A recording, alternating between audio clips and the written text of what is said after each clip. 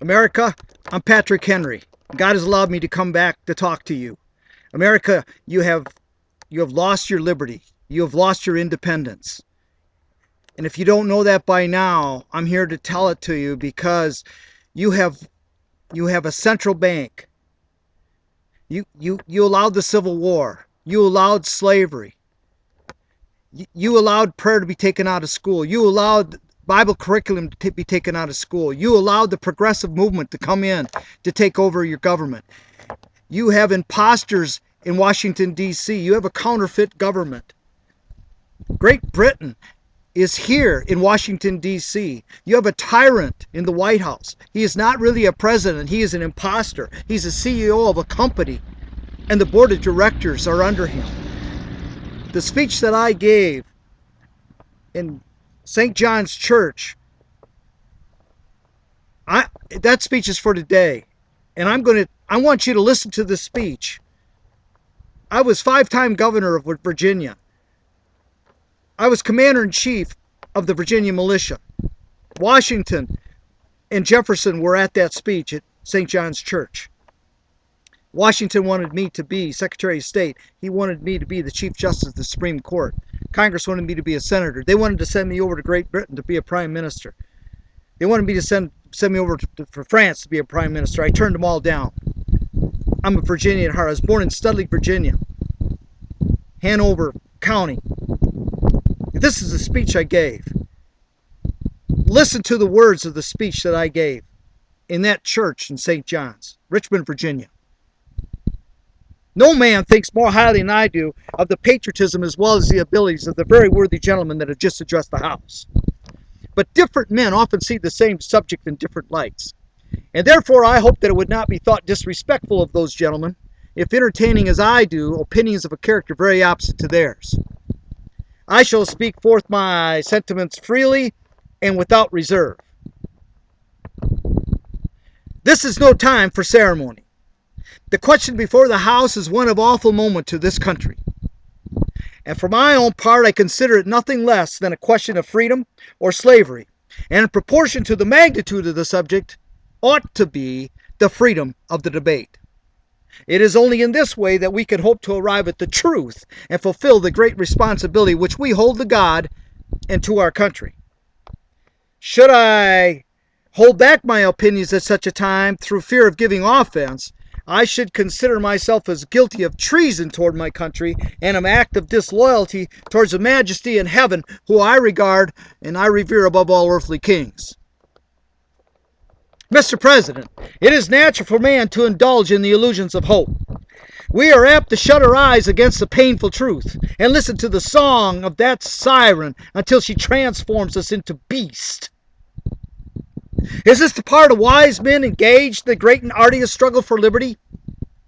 Are we disposed to be of the numbers of those who, having eyes, see not, having ears, hear not, the things which most nearly concern their temporal salvation? For my part, whatever anguish of spirit it may cost, I'm willing to know the whole truth, to know the worst, and to provide for it. I have but one lamp by which my feet are guided, and that is the lamp of experience. And I know of no way of judging of the future but by the past. And judging by the past, I wish to know what there has been in the conduct of the British ministry for the last 10 years to justify those hopes with which gentlemen have been pleased to solace themselves and the House. Is it that insidious smile with which your petition has been lately received? Trust it not, sir, for it will prove to be a snare to your feet. Suffer not yourselves to be betrayed with a kiss. Ask yourself how this gracious reception of our petition comports with those warlike preparations covering our waters and darkening our lands. Our fleets and armies necessary to do a work of love and reconciliation. Have we shown ourselves to be so unwilling to be reconciled that a force must be called in to win back our love? Let us not be deceived, sir, for we have been deceived, for these are implements of war and supplication, the last argument to which kings resort. I ask you, gentlemen, sir, what means this martial array if its purpose is not to force us to submission? Can gentlemen assign any other possible motive for it? Has Great Britain an enemy in this quarter part of the world to call for all this accumulation of navies and armies? No, sir, she has none. They are meant for us and to bind and rivet upon us those chains which the British ministry have so long been forging. And what have we to oppose them? Shall we try argument? Sir, we have tried that for the last 10 years. Is there anything new that we can offer upon the subject? Nothing. For we have held the subject up in every light of that which is capable, and is all in vain. Shall we resort to entreaty and humble supplication? What terms shall we find that have not already been exhausted? Sir, I beseech you, let us not be deceived any longer, for we have done everything that could be done to avert the storm which is now coming on. We have petitioned, we have remonstrated, we have supplicated, we have prostrated ourselves before the throne. We've implored its interposition to arrest the tyrannical hands of the ministry and the parliament. Our petitions have been slighted. Our remonstrance have produced additional violence and insult. Our supplications have been disregarded. We have been spurned with contempt at the foot of the throne. In vain after these things may we indulge the fond hope of peace and reconciliation. There's no longer any room for hope if we wish to be free, if we mean to preserve and violate those inestimable privileges for which we have been so long contending, if we mean not basely to abandon the noble struggles in which we have been so long engaged, in which we have pledged ourselves never to abandon the glorious object of our contest. We must fight. I repeat it, sir, we must fight, and appeal to arms and to the God of hosts is all that is left us. They tell us, sir, that we are too weak, unable to cope with so formidable of an adversary. But when will we be stronger, huh? Will it be the next week? Or the next year? Or will it be when we are totally disarmed, and a British guard shall be stationed in every house? Shall we gather strength from irresolution and inaction? Shall we acquire the means of effectual resistance by lying supinely on our backs and hugging the delusive phantom of hope until our enemy shall have bound us hand and foot?